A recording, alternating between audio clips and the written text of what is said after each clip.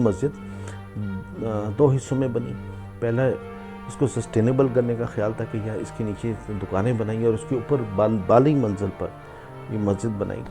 और आर्किटेक्चर के हवाले से देखा जाए तो ये बड़ी नायाब मस्जिद है कि इसके ऊपर वाले हिस्से में उन्होंने एक हौज़ बनाया है पानी का वज़ू करने का, और फर्स्ट फ्लोर पे जिसका टैंक है जिसमें ये वज़ू करते हैं। तो उस ज़माने में ये एक नायाब चीज़ थी।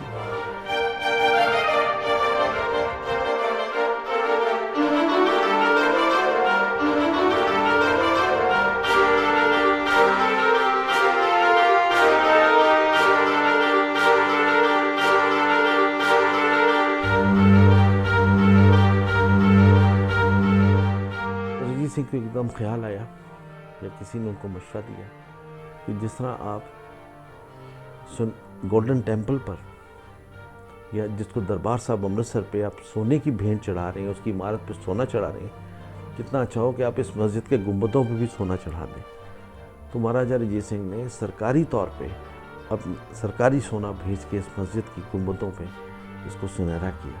तो उसके बाद ये सुनहरी मस्जिद कहलाई।